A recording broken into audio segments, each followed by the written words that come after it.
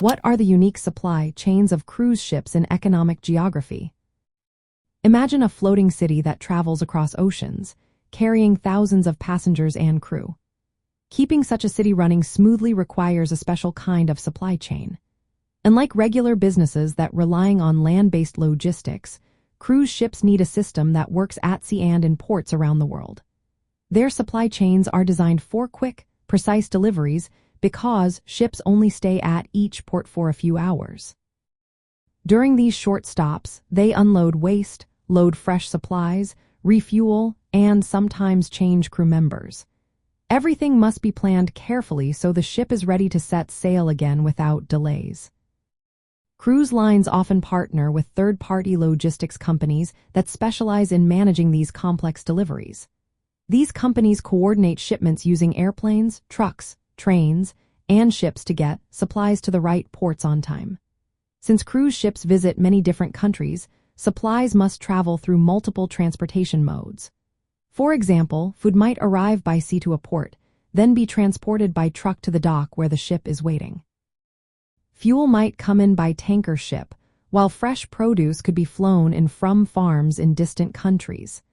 This multimodal transportation system ensures that everything arrives quickly and safely, ready for loading onto the ship. Because space on a cruise ship is limited, planners use technology to forecast how much food, water, cleaning supplies, and other essentials will be needed for each voyage. They analyze passenger numbers, preferences, and past data to avoid waste and make sure there is enough for everyone on board. Advanced computer systems help track inventory in real time, so the crew knows exactly what supplies are available and what needs to be ordered. Artificial intelligence tools can even predict demand based on passenger preferences, making the supply chain more efficient. Delivering supplies from warehouses to the ship at the port is a tricky part of the process. Ports that serve cruise ships act like busy airports for goods. Logistics providers must organize last-minute deliveries within tight schedules, often coordinating with port authorities and customs officials. They need to ensure supplies are loaded quickly so the ship can depart on time.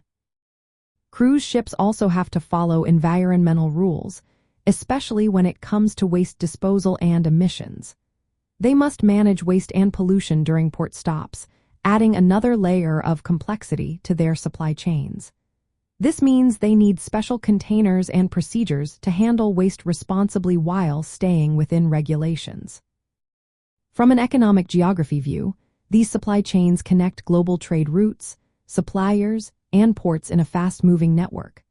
Ports that serve cruise ships become vital hubs where international products arrive and are quickly transferred onto ships. This creates a pattern of trade focused on speed and accuracy rather than just bulk shipping. It also highlights how different parts of the world work together to keep these floating cities alive and thriving.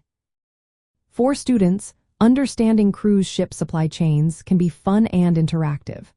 You can map out how supplies travel from farms, factories, and warehouses across different countries to the ship.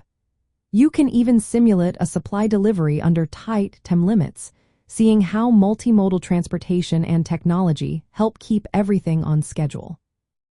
By thinking about how ports act like busy airports for goods, students can better grasp the importance of global trade routes and how they connect different parts of the world.